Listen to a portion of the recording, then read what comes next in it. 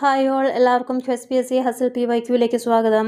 നമ്മളിന്ന് ചെയ്യാൻ പോകുന്ന question paper code 105/2025 LD clerk എക്സാമിൻ്റെ ക്വസ്റ്റ്യൻ പേപ്പറാണ്. Clerk Tamil and Malayalam knowing എന്ന് പറയുന്നൊരു എക്സാം സെപ്റ്റംബർ മാസം 2025 നടന്നിരുന്നു.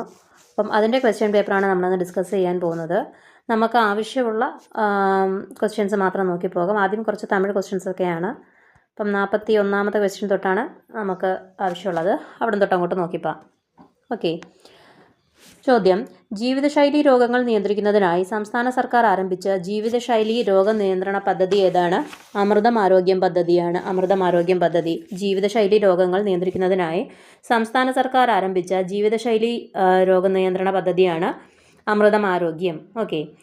ജീവിതശൈലി രോഗങ്ങളായ പ്രമേഹം, ഹൃദ്രോഗം, പക്ഷാഘാതം തുടങ്ങിയവയെ പ്രതിരോധിക്കാനും നിയന്ത്രിക്കാനും ലക്ഷ്യമിട്ട് നടപ്പാക്കുന്ന സർക്കാർ ഉദ്യോഗസ്ഥ പരിപാടിയാണിത്. കുടുംബ ആരോഗ്യ കേന്ദ്രങ്ങൾ മുതൽ ജില്ലാ ആശുപത്രികൾ വരെയുള്ളവയിൽ ഈ പദ്ധതി നടപ്പാക്കുന്നു. രോഗനിർണയം, സൗജന്യ മരുന്ന് വിതരണം, ബോധവൽക്കരണം എന്നിവ നൽകി വരുന്നു. ഓക്കെ, അതാണ് അമൃതം ആരോഗ്യം പദ്ധതി. ഇനി നമുക്ക് അടുത്തത് നോക്കാം. താലോലം. എന്താണ് താലോലം പദ്ധതി? കേരള സാമൂഹിക സുരക്ഷാ മിഷൻ്റെ കീഴിൽ നടത്തുന്ന സാമൂഹിക നീതി വകുപ്പ് നടത്തുന്ന പദ്ധതിയാണ് താലോലം പദ്ധതി. 18 വയസ്സിന് താഴെയുള്ള കുട്ടികൾക്ക് സൗജന്യമായി ചികിത്സാ ധനസഹായം. എന്തൊക്കെ രോഗങ്ങളുള്ളവർക്ക്? വൃക്ക രോഗങ്ങൾ, ഹൃദ്രോഗങ്ങൾ, സെറിബ്രൽ പാൾസി, പൊട്ടുന്ന അസ്ഥിരോഗങ്ങൾ, ഹിമോഫീലിയ, തലാസീമിയ, സിക്കിൾസെൽ അനീമിയ പോലുള്ള രോഗങ്ങളാൽ ബുദ്ധിമുട്ടുന്ന 18 വയസ്സിന് താഴെയുള്ള എല്ലാ കുട്ടികൾക്കും, APL BPL വ്യത്യാസമില്ലാതെ എല്ലാ കുട്ടികൾക്കും ധനസഹായം ചെയ്യുന്ന പദ്ധതിയാണ് താലോലം പദ്ധതി. ചികിത്സാ ധനസഹായം ചെയ്യുന്ന പദ്ധതിയാണ് താലോലം പദ്ധതി. ഇനി അടുത്തത് നോക്കിയ ആശ്വാസകിരണം. എന്താണ് ആശ്വാസകിരണം പദ്ധതി? കേരള സർക്കാർ നടപ്പാക്കുന്ന ഒരു ധനസഹായ പദ്ധതിയാണ്. ഇതിൽ മുഴുവൻ സമയം പരിചാരകൻ്റെ സേവനം ആവശ്യമുള്ള കിടപ്പ് രോഗികളെയോ ശാരീരിക വെല്ലുവിളി നേരിടുന്ന രോഗികളെയോ നോക്കുന്നവർക്ക് പ്രതിമാസം 600 രൂപ ധനസഹായം നൽകുന്ന പദ്ധതിയാണ് ആശ്വാസകിരണം പദ്ധതി. ഈ പദ്ധതി കേരള സാമൂഹിക സുരക്ഷാ മിഷൻ വഴിയാണ് നൽകുന്നത്. അപ്പം താലോലം പദ്ധതി 18 വയസ്സിന് താഴെയുള്ള കുട്ടികൾക്കുള്ള ചികിത്സാ ധനസഹായ പദ്ധതി. ഇനി സ്നേഹപൂർവ്വം പദ്ധതി. സ്നേഹപൂർവ്വം പദ്ധതി എന്താണ്? മാതാപിതാക്കൾ 2 പേരുവോ അല്ലെങ്കിൽ ഒരാളോ മരണപ്പെട്ടതോ അല്ലെങ്കിൽ വീടുകളിൽ താമസിച്ച് പഠിക്കുന്നതുമായ കുട്ടികൾക്ക് വേണ്ടിയിട്ടുള്ള പഠന സഹായ പദ്ധതിയാണ് സ്നേഹപൂർവ്വം പദ്ധതി. ഓക്കെ. അമൃത ആരോഗ്യം ജീവിതശൈലി രോഗവുമായി ബന്ധപ്പെട്ടുള്ള ക്യാമ്പയിനാണ് അമൃതം ആരോഗ്യം. ആശ്വാസകിരണം കിടപ്പ് രോഗികളെ പരിചരിക്കുന്നവർക്ക് ഉള്ള മാസാമാസമുള്ള ഒരു ധനസഹായ പദ്ധതി. അടുത്ത ചോദ്യം: നിപ്പ രോഗത്തിന് കാരണമായ രോഗാണു ഏതാണ്? വൈറസ്. പശ്ചിമഘട്ടത്തിലെ പരിസ്ഥിതി പ്രശ്നങ്ങളെക്കുറിച്ച് പഠിക്കാൻ കേന്ദ്ര സർക്കാർ നിയോഗിച്ച കമ്മിറ്റി അധ്യക്ഷനാരായിരുന്നു? മാധവ് ഗാഡ്ഗിലായിരുന്നു പശ്ചിമഘട്ട പരിസ്ഥിതി പ്രശ്നങ്ങളെക്കുറിച്ച് പഠിക്കാൻ കേന്ദ്ര സർക്കാർ നിയോഗിച്ച കമ്മിറ്റി. ഇപ്പം ജനുവരി 8 മാധവ് ഗാഡ്ഗിൽ അന്തരിച്ചു അല്ലേ. അപ്പം കൂടുതൽ ചോദ്യങ്ങൾ മാധവ് ഗാഡ്ഗിലിനെ കുറിച്ച് ഇനിയുള്ള എക്സാംസിന് ചോദിക്കാൻ സാധ്യതയുണ്ട്. ഓക്കെ. ഗാഡ്ഗിൽ റിപ്പോർട്ട്, പശ്ചിമഘട്ടത്തെക്കുറിച്ചുള്ള ഗാഡ്ഗിൽ റിപ്പോർട്ട് സമർപ്പിച്ചതെന്നായിരുന്നു? 2011 സമർപ്പിച്ചത്. പശ്ചിമഘട്ടത്തെ ഇക്കോളജിക്കൽ സെൻസിറ്റീവ് ഏരിയയായി പ്രഖ്യാപിക്കാൻ ശുപാർശ ചെയ്തിരുന്നു. പരിസ്ഥിതിക്ക് ഹാനികരമായ ഖനനം, വൻ നിർമ്മാണ പ്രവർത്തനങ്ങൾ എന്നിവയ്ക്ക് നിയന്ത്രണം ആവശ്യപ്പെട്ടുകൊണ്ടായിരുന്നു റിപ്പോർട്ട് സമർപ്പിച്ചത്. പരിസ്ഥിതിക്ക് ഹാനികരമായ ഖനനം, വൻ നിർമ്മാണ പ്രവർത്തനങ്ങൾ എന്നിവയ്ക്ക് നിയന്ത്രണം ആവശ്യപ്പെട്ടുകൊണ്ടാണ് റിപ്പോർട്ട് പ്രസൻറ്റ് ചെയ്തത്.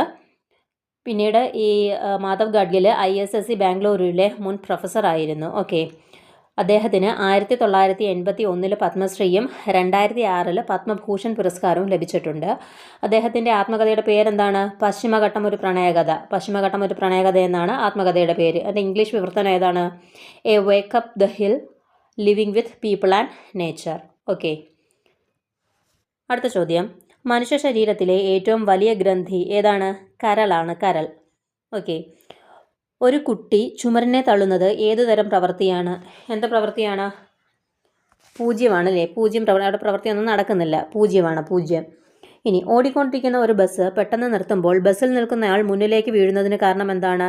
ജഡത്വം കൊണ്ടാണ് അല്ലേ. ചലന ജഡത്വം. എന്താണ് ജഡത്വം എന്ന് പറഞ്ഞാൽ?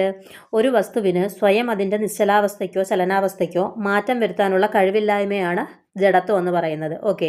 ഒരു വസ്തുവിന് അതിൻ്റെ നിശ്ചലാവസ്ഥയ്ക്കോ ചലനാവസ്ഥയ്ക്കോ മാറ്റം വരുത്താനുള്ള കഴിവില്ലായ്മയാണ് ജഡത്വം എന്ന് പറയുന്നത്. ചലന ജഡത്വവും നിശ്ചല ജഡത്വവും ഉണ്ട് അല്ലേ. ഇനി ജഡത്വമായിട്ട് പ്രതിപാദിക്കുന്ന ന്യൂട്ടൻ്റെ ലോ ഏതാണ്? ഫസ്റ്റ് ലോ ഓഫ് മോഷനാണ്. ഓക്കെ. അസന്തുലിതമായ ഒരു ബാഹ്യബലം പ്രയോഗിക്കുന്നത് വരെ ഓരോ വസ്തുവും അതിൻ്റെ നിശ്ചലാവസ്ഥയിലോ നേർരേഖ സമചലനത്തിലോ തുടരുന്നതാണ്. എന്താണ് ന്യൂട്ടൻ്റെ ഒന്നാം ചലന നിയമം? അസന്തുലിതമായൊരു ബാഹ്യബലം പ്രയോഗിക്കുന്നത് വരെ ഓരോ വസ്തുവും അതിൻ്റെ നിശ്ചലാവസ്ഥയിലോ നേർരേഖ സമചലനത്തിലോ തുടരുന്നതാണ്. ഇത് ഒന്നാം ചലന നിയമം എന്ന് പറയുന്നത് ജഡത്വവുമായി ബന്ധപ്പെട്ട നിയമമാണ്. ഓക്കെ. ബലത്തെയും ജഡത്വത്തെയും നിർവചിക്കുന്ന നിയമമാണ്. ഓക്കെ. അടുത്ത ചോദ്യം, ചില ലോഹങ്ങളിൽ പ്രകാശം പതിക്കുമ്പോൾ ഇലക്ട്രോണുകൾ ഉത്സർജിക്കുന്ന പ്രതിഭാസത്തെ എന്തെന്ന് പറയുന്നു? ഫോട്ടോ ഇലക്ട്രിക് ഇഫക്റ്റ് എന്ന് പറയുന്നു. Photo electric effect. ആവർത്തന പട്ടികയിലെ 5ാമത്തെ പീരീഡിൽ എത്ര മൂലകങ്ങളുണ്ട്? 18 മൂലകങ്ങളാണ്. 18 മൂലകങ്ങൾ. ക്ലോറോ ഫ്ലൂറോ കാർബണുകളിൽ നിന്നുണ്ടാകുന്ന ഏത് ഘടകമാണ് ഓസോൺ പാളിയിൽ സുഷിരങ്ങൾ ഉണ്ടാക്കുന്നത്? ഏത് ഘടകമാണ്? ക്ലോറിൻ ആണ്. Option D, chlorine. ഒരു ആസിഡിനെ നേർപ്പിക്കുമ്പോൾ അതിൻ്റെ pH മൂല്യം കൂടുന്നു. ഒരു ആസിഡിനെ നേർപ്പിക്കുമ്പോൾ അതിൻ്റെ pH മൂല്യം കൂടുന്നു. അടുത്ത ചോദ്യം നോക്കിയേ. ശ്രീനാരായണ ധർമ്മ പരിപാലന യോഗം സ്ഥാപിക്കപ്പെട്ടത് ഏത് വർഷമാണ്? 1903 ശ്രീനാരായണ ധർമ്മ പരിപാലന യോഗം സ്ഥാപിക്കപ്പെട്ടത്. നമുക്ക് ശ്രീനാരായണ ഗുരുവിനെ കുറിച്ച് കുറച്ച് പോയിന്റ്സ് നോക്കിയാലോ. എന്നാണ് ശ്രീനാരായണ ഗുരു ജനിച്ചതെന്നാണ്? 1856 ഓഗസ്റ്റ് 20 ശ്രീനാരായണ ഗുരു ജനിച്ചത്. ഓക്കെ. സമാധിയായ വർഷമോ? 1928 സെപ്റ്റംബർ 20 സമാധിയായത്. ഓക്കെ.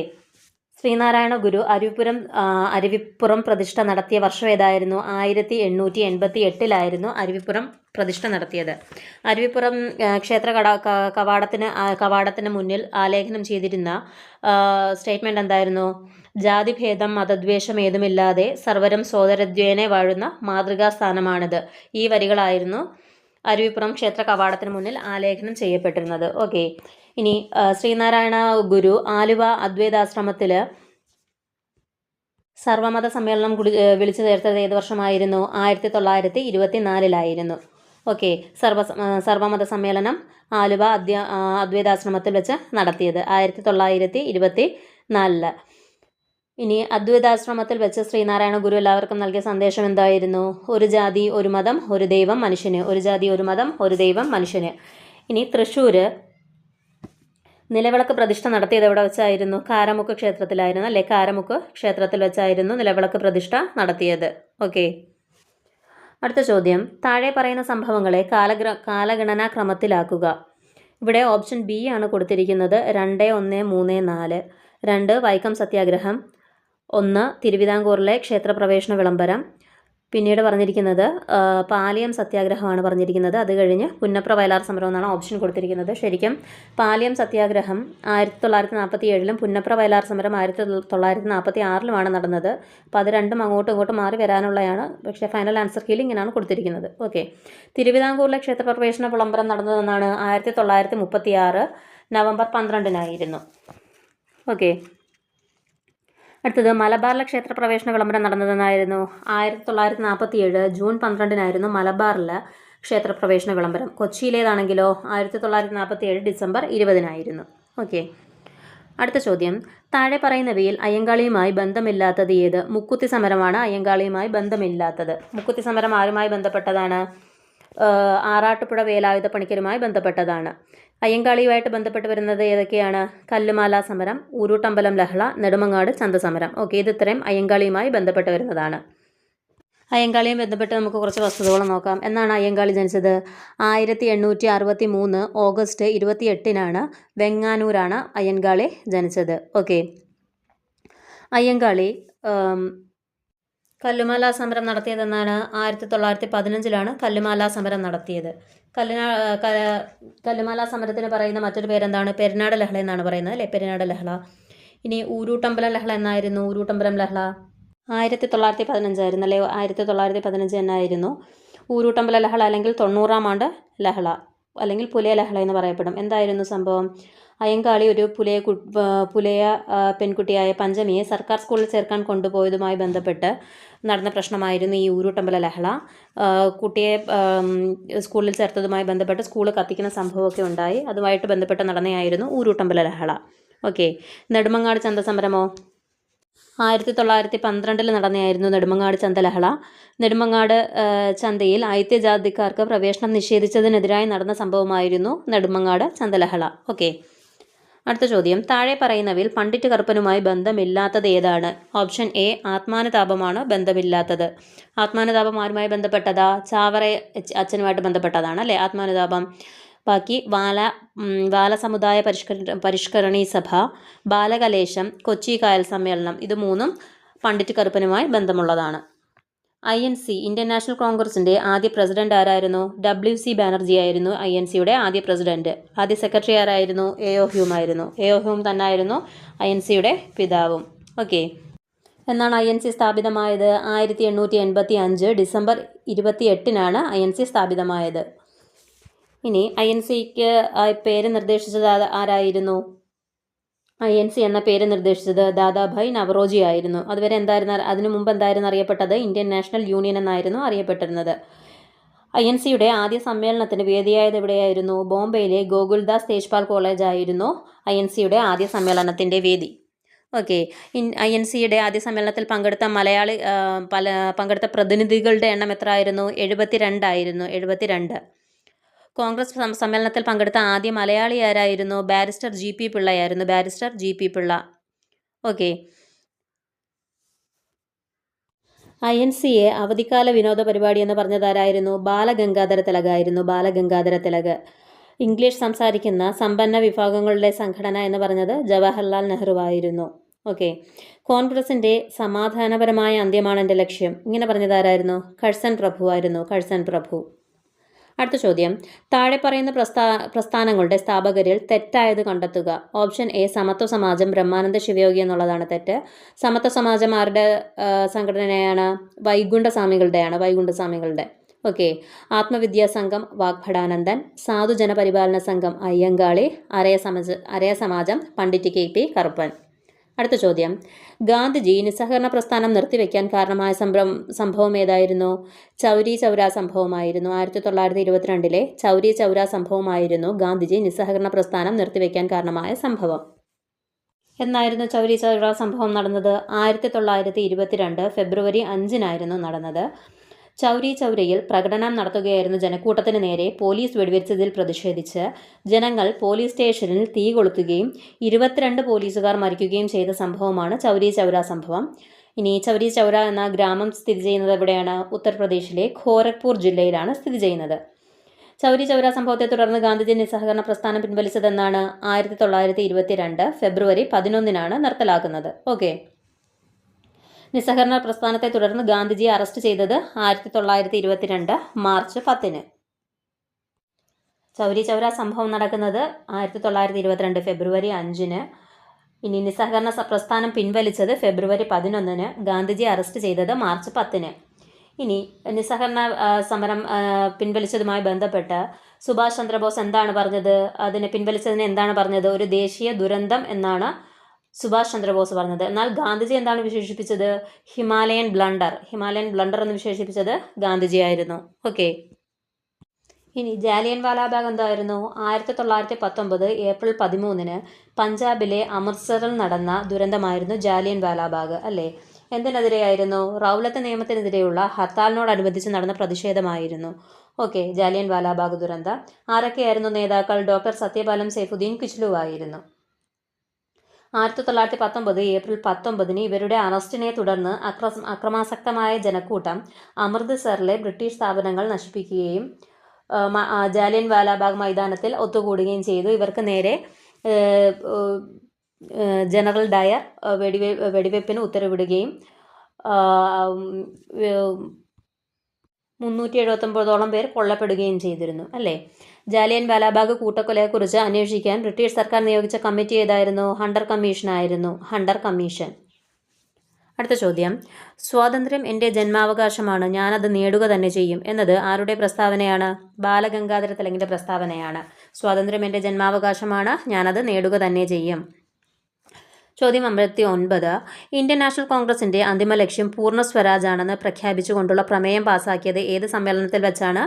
1929 ലാഹോർ സമ്മേളനത്തിൽ വെച്ചാണ് പൂർണ്ണ സ്വരാജ് പ്രഖ്യാപിച്ചുകൊണ്ടുള്ള പ്രമേയം പാസാക്കിയത്. അടുത്തത് സവർണജാഥയുമായി ബന്ധപ്പെട്ടിരിക്കുന്നത് ആരാണ്? ഓപ്ഷൻ സി മന്നത്ത് പത്മനാഭനാണ്. മന്നത്ത് പത്മനാഭൻ 1924 വൈക്കം സത്യാഗ്രഹവുമായി ബന്ധപ്പെട്ട് മന്നത്ത് പത്മനാഭൻ നടത്തിയതായിരുന്നു സവർണജാഥ. ഓക്കെ. അടുത്ത ചോദ്യം, കടലാസ് പുലി എന്ന പ്രയോഗത്തിന് സമാനാർത്ഥമുള്ള പ്രയോഗം കണ്ടെത്തുക.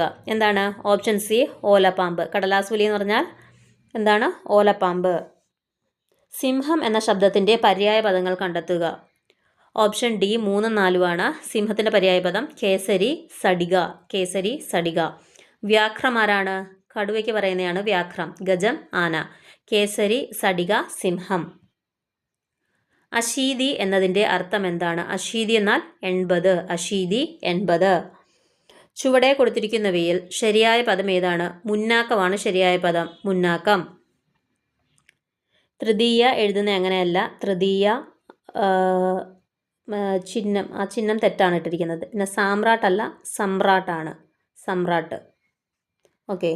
അടുത്തത് യെല്ലോ ജേർണലിസം എന്നതിനോട് ചേരുന്ന മലയാള ശൈലി ഏതാണ്? മഞ്ഞപ്പത്രം. കണ്ടു എന്ന പദം പിരിച്ചെഴുതുന്നത് എങ്ങനെയാണ്? കൺ പ്ലസ് തു ആണ് കണ്ടു. കൺ പ്ലസ് തു, കണ്ടു. മലയാളം അക്ഷരമാലയിൽ അനുനാസികങ്ങൾ എത്ര എണ്ണമുണ്ട്? എത്ര എണ്ണമാണ്? 5 എണ്ണമാണുള്ളത്. അനുനാസികങ്ങൾ 5 എണ്ണം.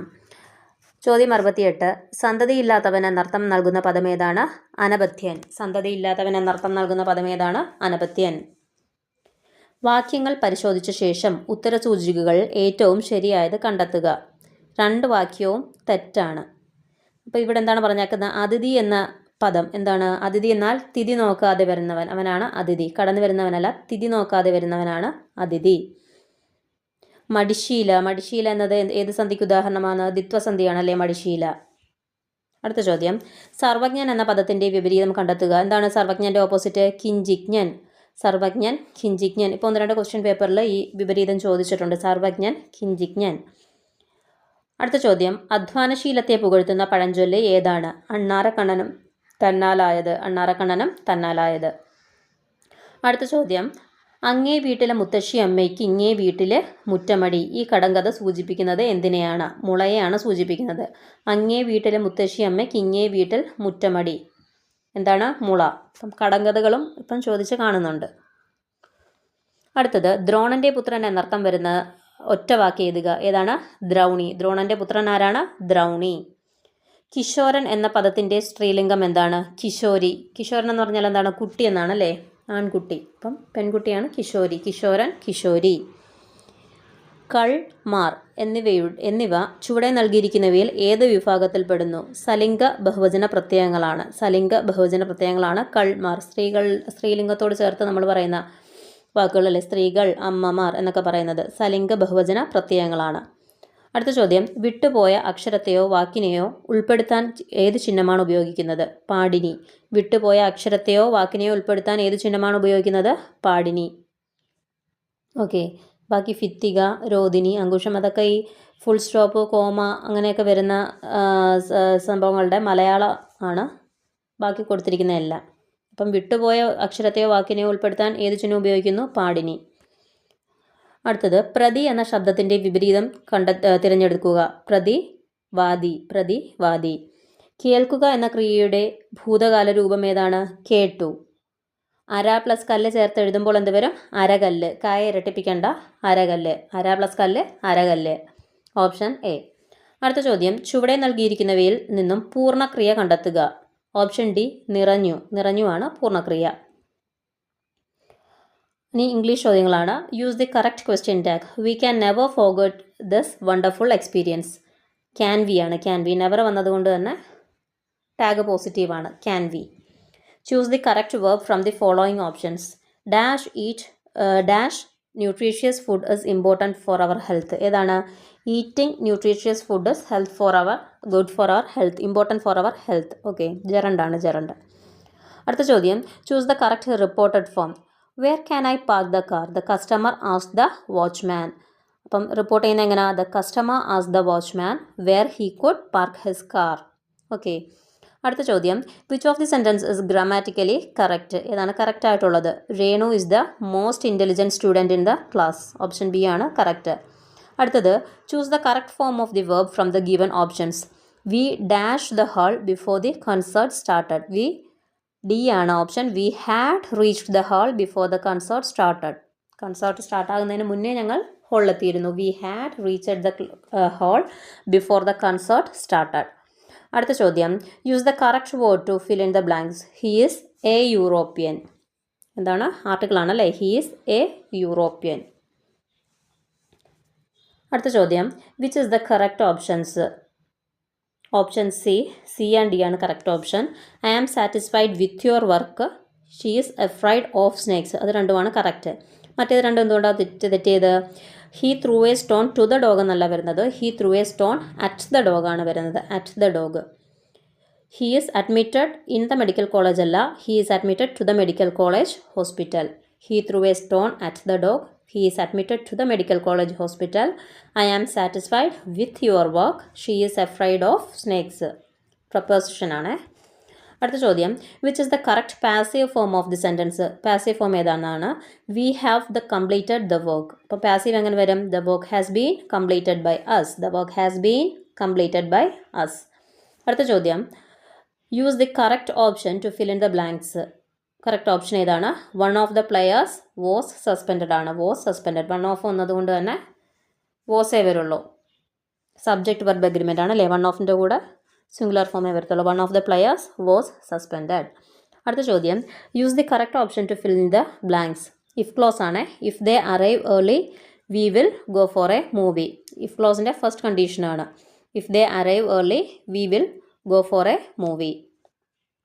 അടുത്ത ചോദ്യം, a person who knows many language. ഒരുപാട് ലാംഗ്വേജുകൾ അറിയാവുന്ന പേഴ്സൺ എന്തെന്ന് പറയും? പോളിഗ്ലോട്ട് എന്ന് പറയും. പോളിഗ്ലോട്ട്.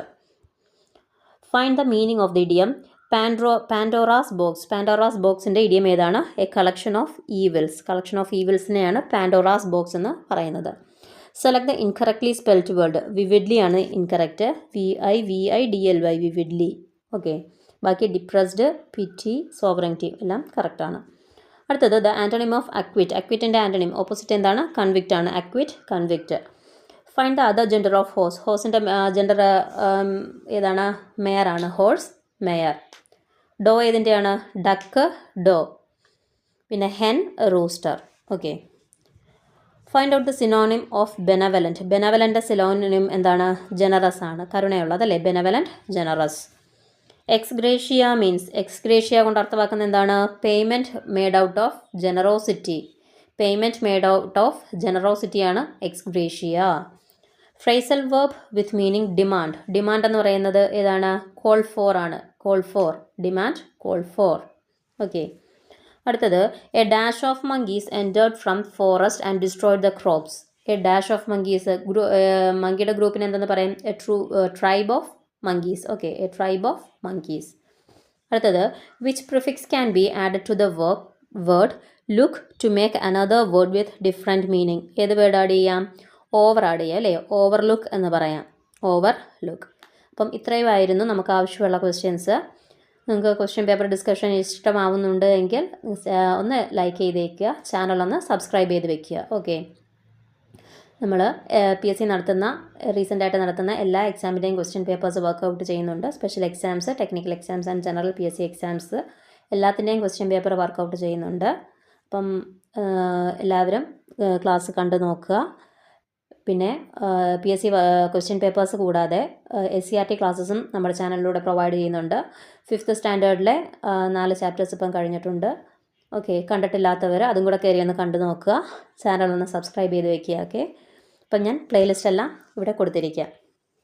Okay, thank you all.